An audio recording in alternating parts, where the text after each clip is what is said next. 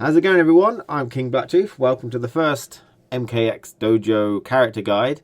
What the MKX Dojo is I play a character for about a week or two, try and learn the character online and such, and then I do combo videos for variations, which Kotal Kahn's already out, and then a guide to end it. And then I move on to the next character. The next one will be Quan Chi. So Kotal Kahn, just a base Kotal Kahn without variations. I think he's quite a high damage character. When he gets the opportunity, he does do a lot of damage. Also, he's an excellent ranged and whiff punisher, really good at that. Jumping back with a backdash perhaps, and then forcing his way in with a lunging normal to punish people that whiff things. He's also got quite a few good setup options. Now, they can be considered a little gimmicky here and there, but it depends how you use them, I guess. So you can heal yourself, you can hurt the enemy and make them move a little bit, which is always nice. You can increase the damage you do at the penalty of your own life a little bit. And you can bait people with like Mace Parry and such if you've got that. Now, some negatives that I think he has is his zoning is quite slow.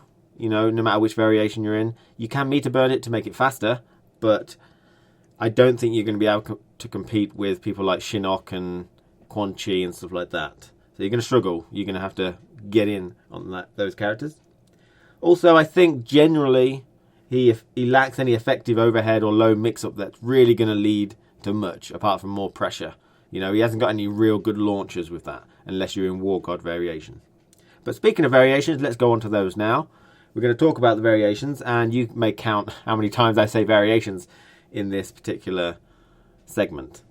So the first variation is Sun God. I believe this to be one of the best meterless variations there is, if you exclude Blood Totems from the Blood God variation.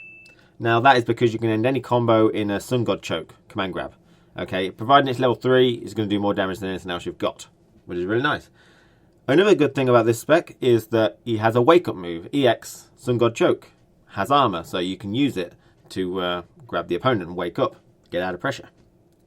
So apart from that though, everything else I think is a negative. It still lacks any effective overhead and low mix-up, which lead to big damage. He's got overhead and lows, don't get me wrong, but they just don't lead many places. Normally just knock down or, you know, something like that.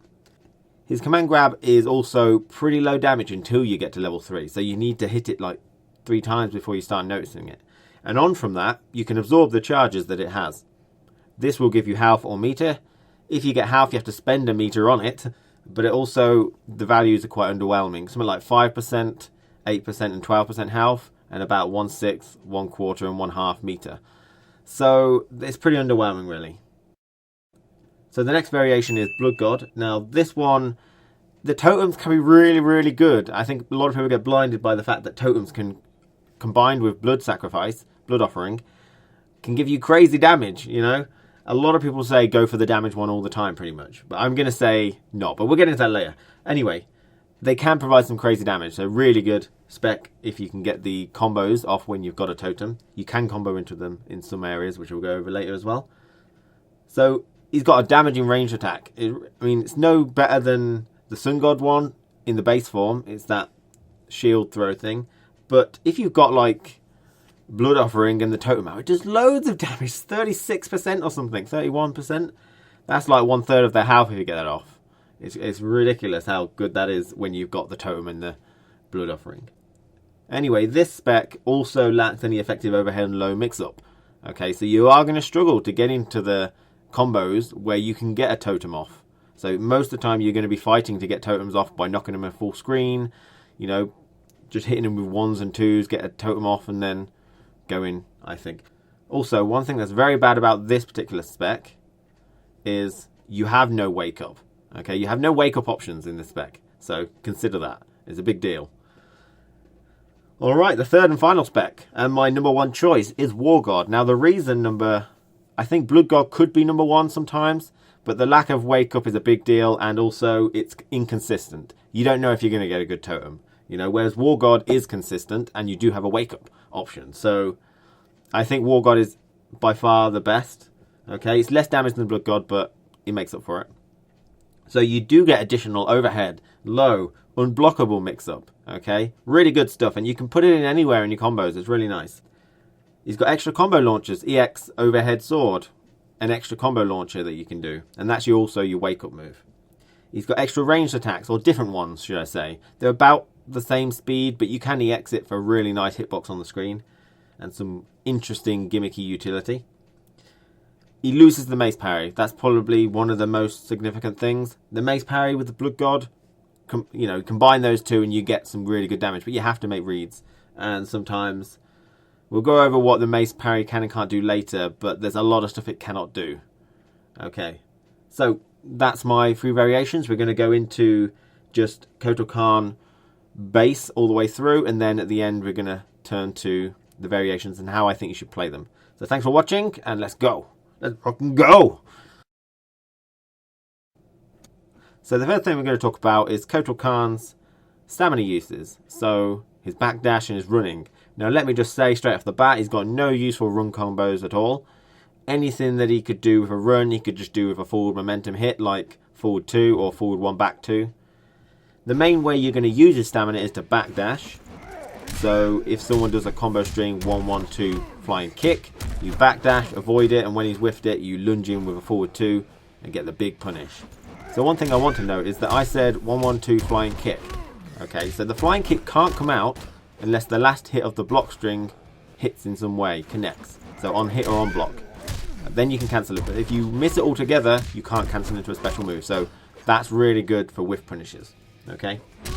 So the next way you're going to use it is to just pressure them basically. After you've knocked them down, run up at them and keep them pressured, or knock them down, do a sunbeam, then run up and pressure them. That's basically the next way you're going to use it. So the next thing we're briefly going to go over is Kotal Kahn's X-Ray. Now it's a pretty good X-Ray. Okay, it hits anywhere on screen and tracks the opponent. You can get it off a really far-ranged anti-air zoning attack, and you can also use it as an anti-air yourself. It's got a hit of armor, so you don't have to worry about that. It also destroys other people's armor. So, you know, if someone does an armor special move and you use it, you'll beat it. Now, it doesn't actually protect against other people's armor breaking. So, anyone else does an X-ray on you, you can't use the X-ray to protect yourself from the X-ray. Okay, so pretty good. So one of the main ways you're going to be playing Kotal Kahn is whiff punishing, okay? Keeping your distance, waiting for people to do things, using backdashes. Use your normals that move forward. Forward 2, forward 1, 2. All these moves move forward. You probably want to go for forward 2 or forward 1, back 2. They're your best launchers, I think, in this kind of range. But there's many other things you can do.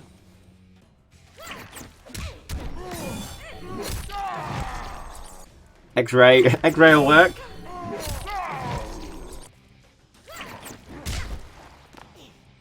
We give them Sparta. Okay, you can always use the Sparta. Some overhead stuff, so even if you're not sure if they're going to block, you can do some mix-up. Really nice. You can get a lot of damage from forward 2. It's really good.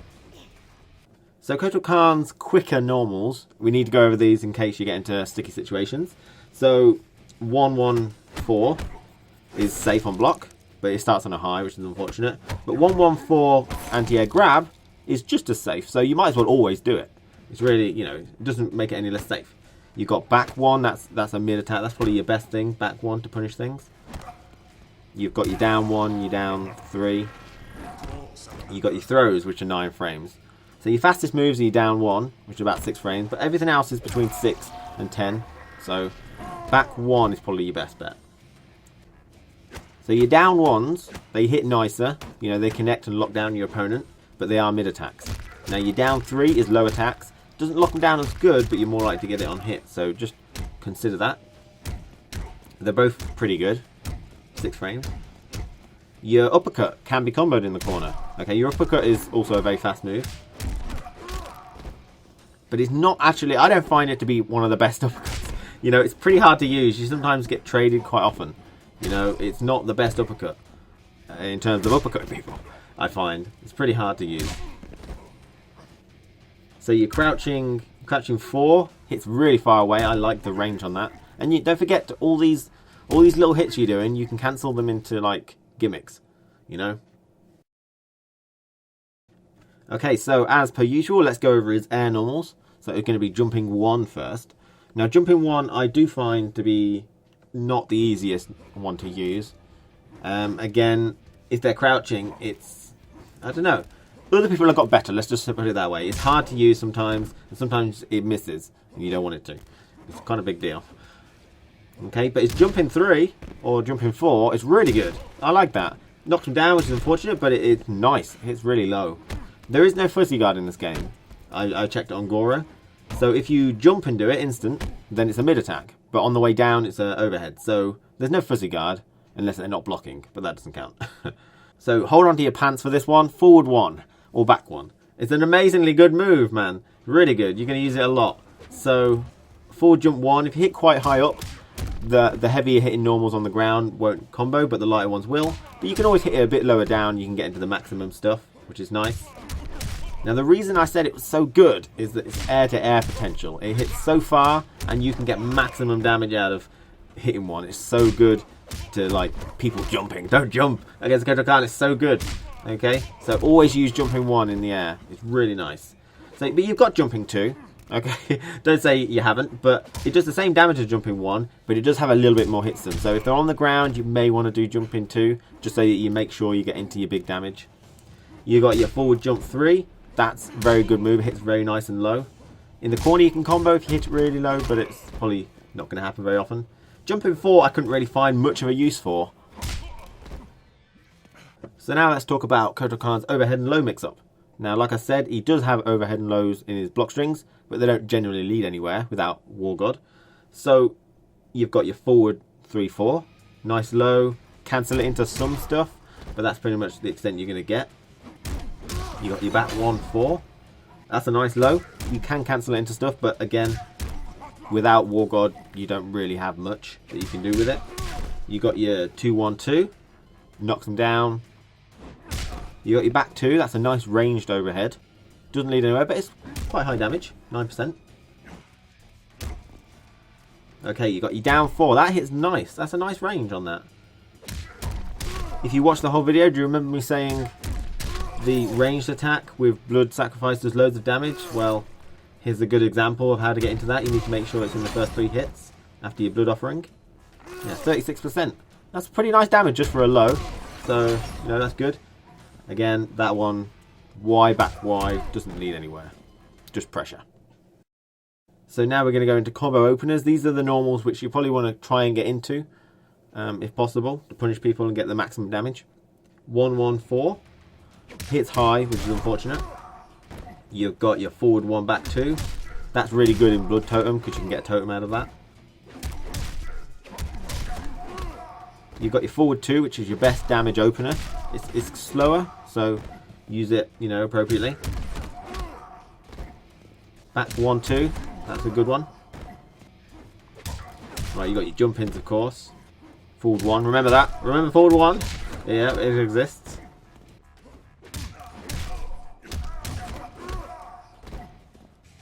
Okay, you've got your 4. You know, these are going to be just small things. In the corner, all these openers are improved. All your overhead and low mix-up in the corner becomes a lot more viable. You actually can start getting into really serious damage when you're in the corner. So try and get him in the corner if you're not War God. It's a very good idea. Well, you should always try and get in the corner. Okay, forward 2. This is like an example of good damage for forward 2. Here's some examples of how to use like the low, which didn't lead anywhere mid-screen.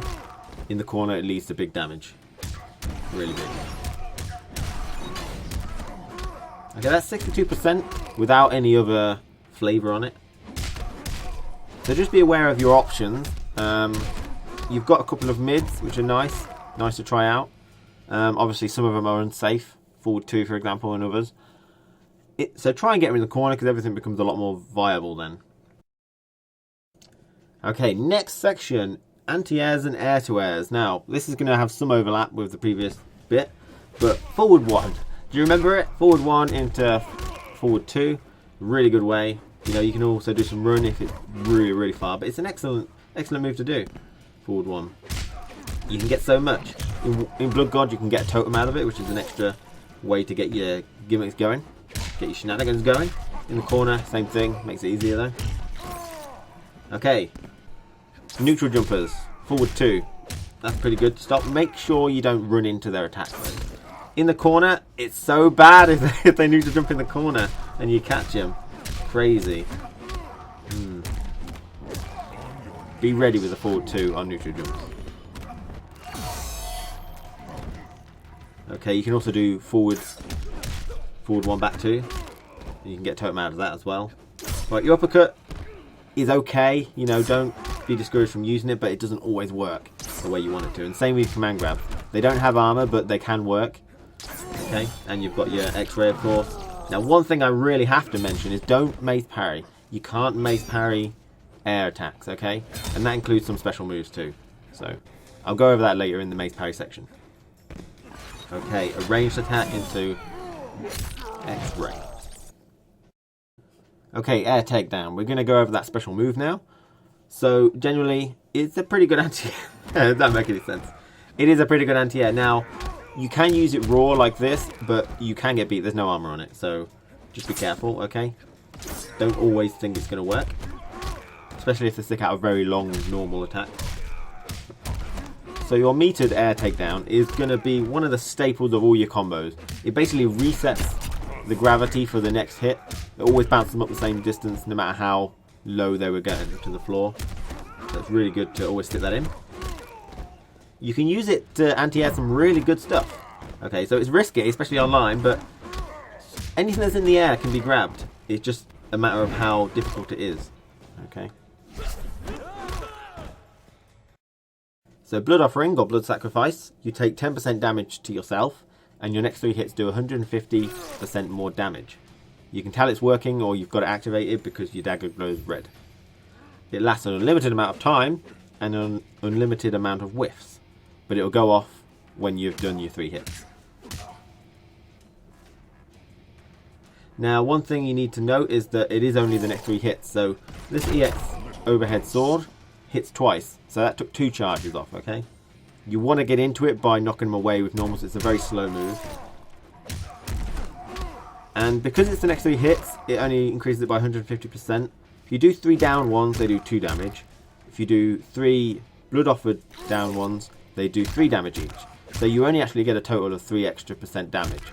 So you do have to pick and choose what normals you do. You do want to survive, but you can come out badly on the deal. But that is the risk reward of using Blood Offering. Okay, the next move we're going to talk about, Sunlight. I'm calling it because it's pretty much Sunlight. It's kind of one of those gimmicky moves, okay? Basically, it heals you for 10% or 20% on EX. Okay, or damages the opponent for 20%, but they're probably not going to stay there. So you want to use it to make the opponent move if they're zoning you, or if they're standing it, then that's fine. You know, you do a lot of damage. If you're healing yourself and they're zoning you, you're basically not going to get any health back if you block everything they've got. Okay, even on EX, you're pretty much only just barely going up if they're zoning you low. Now in the corner, it's really hard to kind of use in the corner. You can keep it on yourself, which is nice. You know, you'll get some extra health. But it goes past the corner if you use it in the corner. There's no way to put it on the opponent in the corner unless you're quite far away from the corner and then you time it right. So just be aware of that. You know, you stick it on yourself if you're in the corner. So now we're going to talk about Kotal Kahn's Mace Parry, which he has access to in his Sun God and Blood God variations. So it doesn't actually do any damage. You do get a damage buff if it gets activated, but it goes off very quickly. What it does is when it gets activated, your recovery gets cancelled or severely reduced. You know, it's very, very quick. Now, the normal version is an 8 frame startup, which is quite high. The EX is 1 frame, so that's where it's at. That's the real deal. But again, it costs meter, and you're going to run out if you're using it all the time. So first, I want to go over what you can't do with the Mace Parry. Okay. First thing you can't do is Mace Parry X-rays. Not possibility. Okay. You also can't parry air attacks. Okay. So that's a lot of air attacks you can't do. So even some special moves. Also projectiles. You can't Mace Parry projectiles at all. So let's go over what you can do with the Mace Parry. First thing you want to use it for is for people doing special moves which are really annoying to you, like Jack's Wake Up Lunge Punch, for example. Another thing it's good for is that if you stop a special move which is a multi-hitting, depending on the character and the special move, some of them don't continue with the multi-hitting aspect. So Cassie Cage's Nut Punch, EX Nut Punch, that does 2 hits on block and 2 hits on hit. But if you Mace Parry it, the first hit hits and it doesn't continue because it's like she whiffed it. So Mace Parry gives the impression that the opponent whiffed the attack. With the metered Mace Parry, because it recovers so quick, you can actually Mace Parry a lot of multi-hitting block strings. Okay, it's very hard to do, and it's probably a waste of meter because you don't get stacked damage buff. Now in Sun God and Blood God, you really want to use Mace Parry to your advantage if you can. You know, bait things, especially Blood God. You're going to get some really good totem damage out of that if you can bait it at the right moment. So Kotal Kahn's Sunstone is the main projectile you'll have access to in the Sun God and Blood God specs. Now it's quite a slow one. It does nice damage though. EX version does 16%, which is really nice by itself. If you get it while you've got a totem out and blood offering, it's crazy damage, like 32%, which is amazing. I don't, you know, it's a lot to ask. I don't think it's going to happen that you're going to get blood offering, a damage totem, and hit them with a wild Sunstone appeared. Now you can actually do some combos, but they're like 92% combos in the end. Really good damage combos involving a lot of Sunstones, all your meter, and everything. It's not a bad one, you know. You've got to preemptively use it if you want to beat people like Quan Chi and Shinnok, though.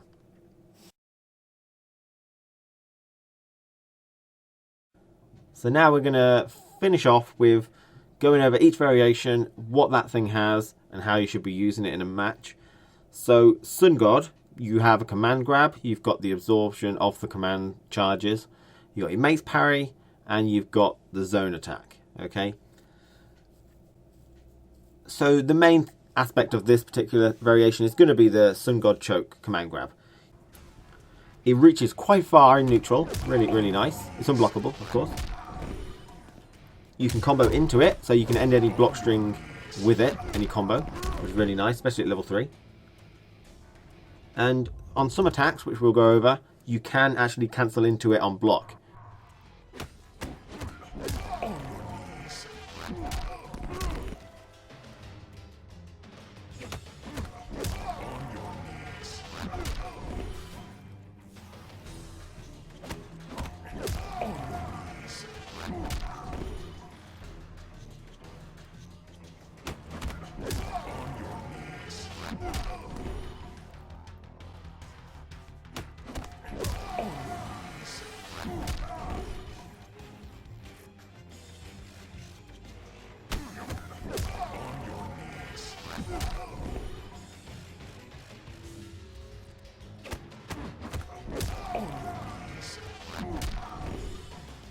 And this also stops any non-armor breaking reversal as well.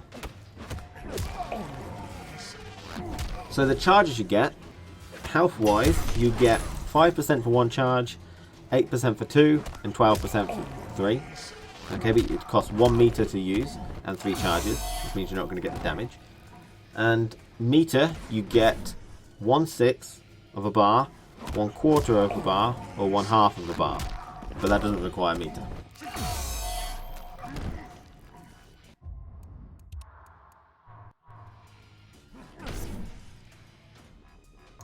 Bear in mind, your EX command grab is your armoured wake up, get off me type move. So you want to use it when they're pressuring you. There's a good wake up option. So your Sun God variation is basically just going to be the Kotal Kahn base form with the added command grab, really. Don't forget you can use your command grab on block sometimes, but other than that you're probably going to mix them up. You're going to struggle to get big combos unless they're, you know, whiffing a lot and stuff like that. But you know, use your backdash, use your base Kotal Kahn skills of whiff punishing and mixing some overhead and lows. But remember, you can get your command grab on block sometimes, or just sometimes go for it, you know. Use your armor, use a jumping empty command grab, okay? Anytime you're going for a normal throw, go for a command grab, because they can't break out of it, and it gets you a charge. So the next variation is Blood God, which gives you access to 3 different types of totem that last about 8 seconds each. You've got the damage totem, which increases the damage you deal to the opponent.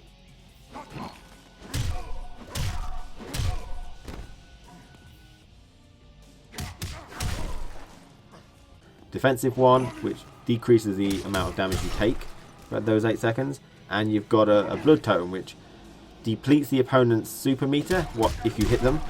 And also, when it finishes, you get extra health.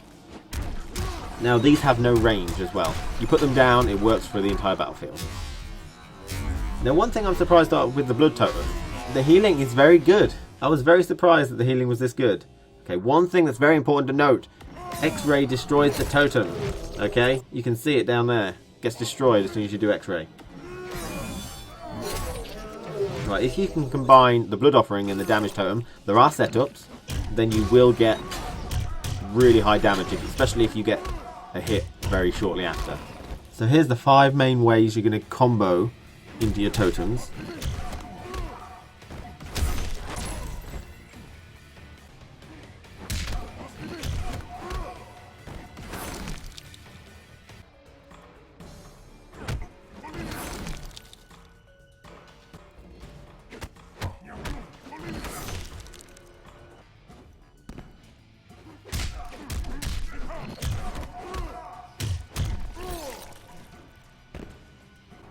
And here's an example used for it.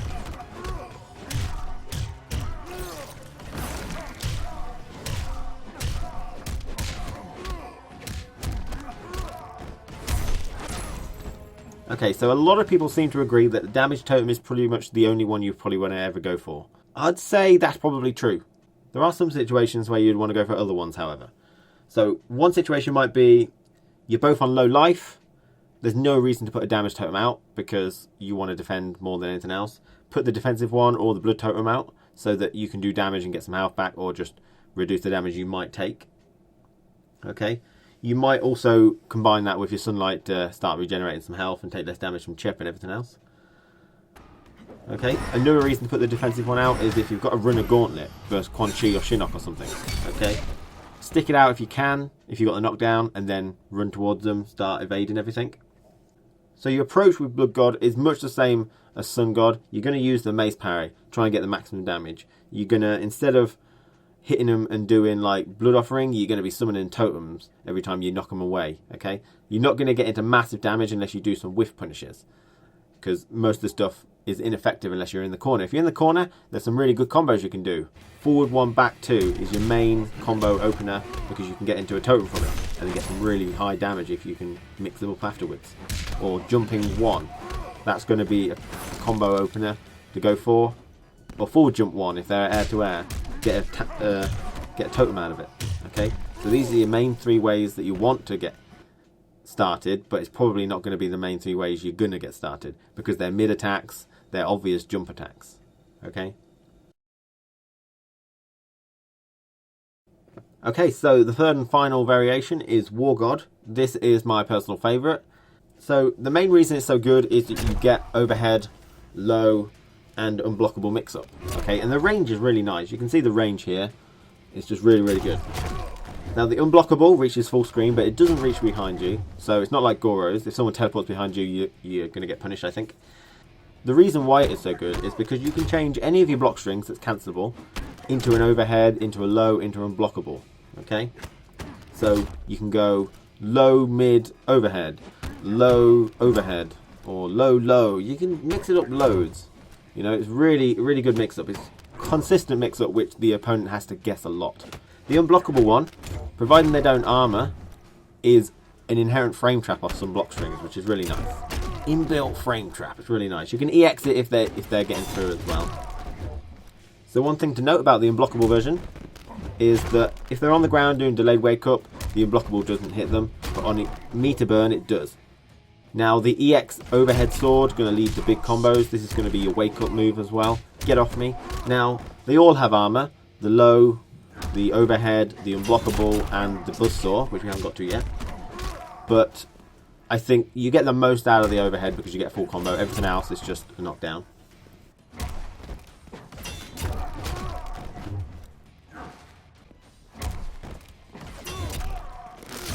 Taste the blade of Osh-Tekk. So the move I haven't spoke about yet is his BUZZSAW. This move I believe it's called. It's a mid attack. It's very slow, but it does very good damage. So basically you're going to use it as a combo ender, I would say. Or maybe a surprise attack because it is safe on block, you know, because it's got very long range as well. Now it can be hard to combo into it. The main way you want to do it is end your combo string with forward 1, back 2 into it. EX for more damage, really good, but it can be hard to get into sometimes. It ends in a really good brutality, guys. So your ranged attack has been changed from the Sunstone into throwing your sword. You lose your sword for a bit, and it's quite slow to start up, I would say. It's got a nice flat horizontal hitbox, which could catch some people. It's quite wide. You can EX it for a huge square, which is really nice. And if you're mid-screen, you can get some utility. It travels them to the corner. If you're in the corner, you can get some combos off it. It's pretty hard to do because you can't predict whether it's going to hit twice and 3 times. You need to hit 3 times, really. And if you do the normal version from max screen and it hits, you can get an X-ray, which is really nice. This is all unblockable, unbreakable damage. It's really nice, not unblockable, unbreakable. Okay, speaking of safeness though, the overhead, the low are unsafe on block. That is just a Sub-Zero and his fast reversal, which is about, I think, 8 frames, 6 frames, something like that. So a lot of characters won't be able to punish you with down 1 or down 3 or uppercut because you are going to knock them quite far away. So just be careful. It is character specific. Okay, make sure you probably know which characters have got really good fast reversals. Aaron Black seems to, Reptile, maybe Raiden, Sub-Zero. Okay, other characters don't. Kotal Kahn himself won't have one that would be able to punish it, so just be aware. So War God is all about using those block strings, using the overheads and lows and unblockables to just kind of harass your opponent, really. And obviously you've got, don't forget, you've got Blood Offering, you've got Sunlight, all these other things which would just add to the sort of utility that you could do throughout the game.